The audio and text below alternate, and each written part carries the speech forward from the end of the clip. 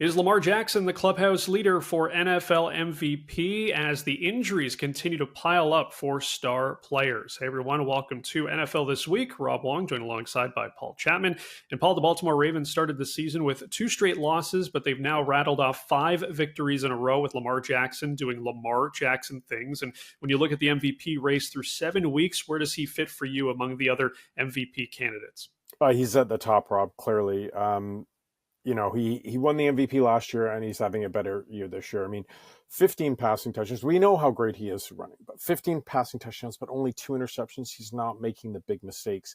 He lost weight in the offseason to be more nimble. I wondered whether that would have an impact on his durability. But one of the reasons why he's not taking the big hits is Derrick Henry, who might be number two in the MVP conversation. All due respect to Jared Goff and what's going on in Detroit. Maybe we're starting to see Josh Allen creep up there as well. And Patrick Mahomes always in the conversation. But I just look at what the Ravens are doing. You know, we don't think of the Ravens anymore as being this Ray Lewis defensive themed juggernaut. If they have a weakness, people thought it might be the offensive line, but bringing in Derrick Henry and being able to keep defenses guessing, not being able to key on Lamar, and they're punishing them both ways. But Lamar is the one driving that train, absolutely.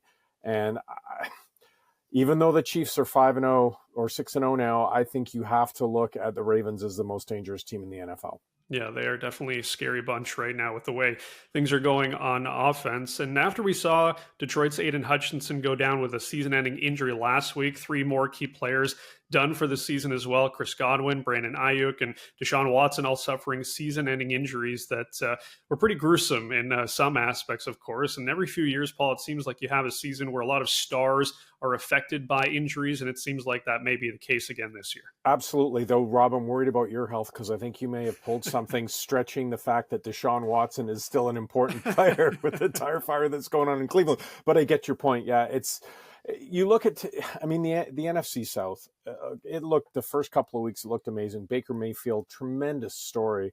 And he's actually the only player who has more touchdown passes than Lamar Jackson. But losing Mike Evans for probably several weeks with a hamstring injury and Chris Godwin for the year is devastating for them. And I think we saw a pretty big significant injury to Derek Carr, which have killed the Saints' hopes. So the Falcons have to be sitting there rubbing their hands. And then, yes, San Francisco's been ravaged by injury all year. They haven't found a way to get CMC on the field after a training camp calf injury. And now losing Brandon Ayuk for the season. George Kittle's been beat up. You mentioned Aiden Hutchinson. Detroit Lions are still a very talented team, but they're losing just an irreplaceable defensive star. This is always the way the NFL goes, right? It's an act of attrition. And DeAndre Hopkins traded today from the Titans to the Chiefs is one of those very subtle moves that the Chiefs always manage to do. Hollywood Brown they brought in the offseason to be, an answer to their really thin receiving core. He has a really bad injury in training camp, still hasn't played. Some people don't think he will play all year. Juju Smith-Schuster, one of the reclamation products, Chiefs bring in, he's now injured as well. Just guys going down all over the place. Now, this is where the front offices make their money. A fifth-round pick for a proven guy like DeAndre Hopkins. He's not the guy that he used to be, but he's reliable. He has great hands.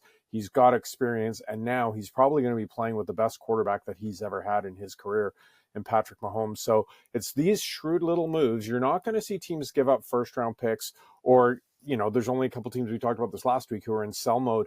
But when you can give up fourth, fifth-round picks for an older player who can fill a void when you have a bad injury, that can make all the difference in your season.